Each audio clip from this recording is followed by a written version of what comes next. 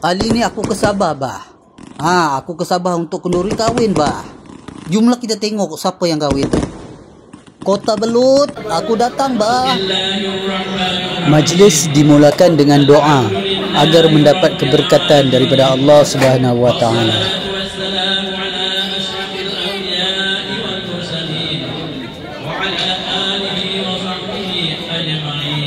Amin ya rabbal alamin. Ini dia pasangan pengantin, seorang dari Sabah, seorang lagi dari Perak, bertemu di Kuala Lumpur, akhirnya mengikat tali perkahwinan. Sangat manis dan sangat segak dengan pakaian tradisional suku Iran, iaitu sarimpak. Moh kita dengar dulu Ui nak bagi ucapan tu. Di Kampung Rudang bang. Rudang. Sedap dia untuk diusung untuk ke Pelamin. Tu dah tunggu untuk orang bawa. So doakan Madib dan lancar. Encik Jailan dengan pasangannya Raja Izzatul Bahiyah atau lebih mesra dikenali sebagai Kui. Terserlah kehansoman dan kejantanan pengantin lelaki. Tak kurang juga pengantin perempuan. Wow, hebat. Kelihatan para pahlawan dan hulu balang Kampung Rundang bersiap sedia untuk mengusung Raja Sehari. Usunan adalah warisan seni budaya Iranun dan Bajau. Telah digunakan sekitar tahun 1700. Pada asalnya usunan telah digunakan oleh Raja Ismail bersama 3 orang puteranya berserta 33 perahu tenteranya untuk menyerang Belanda.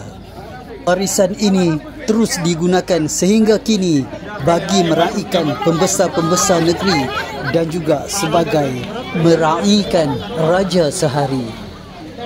Tu dia pengantin perempuan sudah diturunkan dari usunan dan diusung ke Pelamin. Tengok tu. Dah sampai. Hati-hati, pelan-pelan.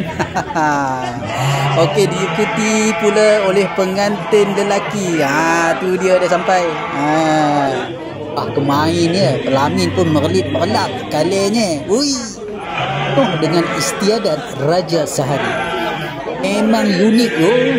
Kelihatan 2 pasang pengantin sedang disandingkan di Pelamin. Saudara mara, rakan taulan dan para tetamu begitu terpesona sekali melihat persandingan yang begitu menakjubkan. Usai bersanding, tibalah masanya untuk acara memotong kek. Kedua-dua pasang mempelai serentak memotong kek. Teman nak juga kek tu. Abahlah sikit.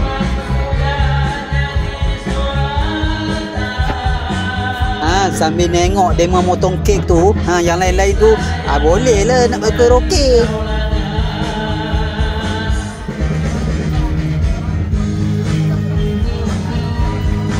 Lambat benar nak nyuapnya.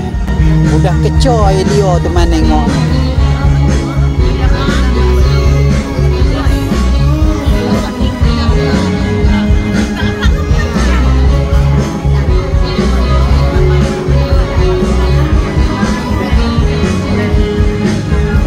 Dua-dua pengantin lelaki sama segak, sama handsome.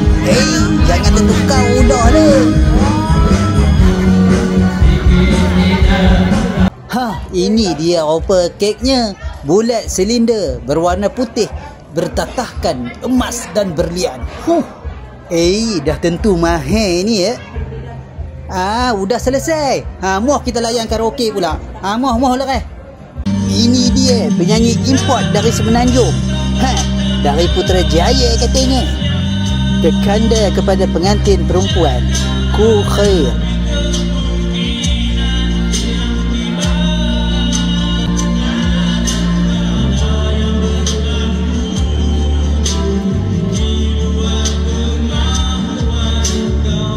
Wow, boleh tahan suara ya.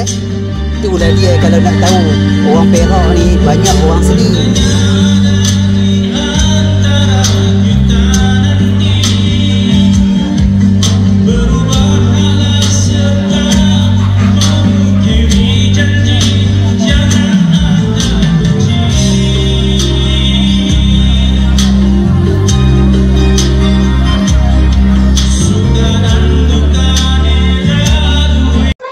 Manakala sebelah malamnya pula mereka raikan majlis perkahwinan ini dengan pertunjukan bunga api.